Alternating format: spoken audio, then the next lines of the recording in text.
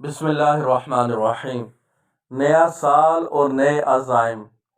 جب سے دنیا وجود میں آئی ہے تب سے سورج ہر روز نکلتا ہے، چاند ہر رات طلوع ہوتا ہے اور تاریخ بدل جاتی ہے۔ لمحات دنوں میں، دن ہفتوں میں، ہفتے مہینوں میں اور مہینے سالوں میں تبدیل ہوتے رہتے ہیں۔ یوں وقت گزرتا جا رہا ہے۔ جب آنکھ کھلتی ہے تو بچپن کی معصوم شرارتیں نوجوانی کی کھلکھلاہٹوں میں تبدیل ہو جاتی ہیں، اور نوجوانی کی امنگیں بڑھاپے میں خواب کی صورت یاد رہ جاتی ہیں۔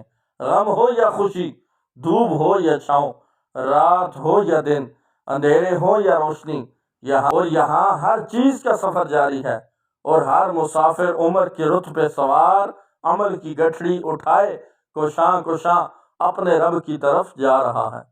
عقل مند وہی ہے جو جان لیتا ہے کہ مالک کی عطا کردہ یہ زندگی بڑی قیمتی چیز ہے، اس لیے وہ ماضی سے سیکھتا ہے، اپنی کامیابیوں اور ناکامیوں، مکمل اور نامکمل کاموں کا جائزہ لیتا ہے، اور اپنے مستقبل اور اخروی زندگی کو سنوارتا ہے۔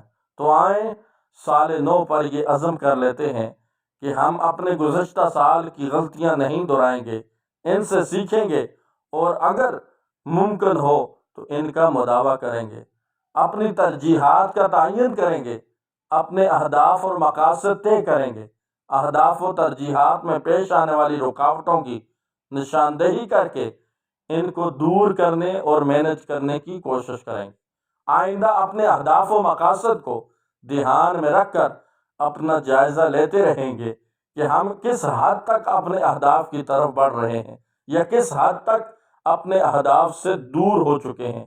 اپنی کامیابیوں کو محسوس کریں گے، خواہ چھوٹی سی چھوٹی کامیابی کیوں نہ ہو، کیونکہ اس سے عزم و حوصلہ بڑھتا اور ہمت سوا ہوتی ہے۔ رب عز و جل اور اس کے محبوب صلی اللہ علیہ وسلم کی پیروی کو اولین ہدف بنائیں گے۔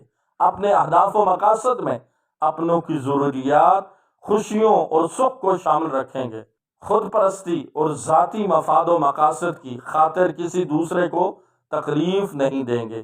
اپنی اور خود سے جڑے لوگوں کی صحت کا خیال رکھیں گے، احتیاط کریں گے، ہمت نہیں ہاریں گے، اور دوسروں کو سکھائیں گے کہ مصائب اور آلام اور مشکلات میں کیسے جیا جاتا ہے۔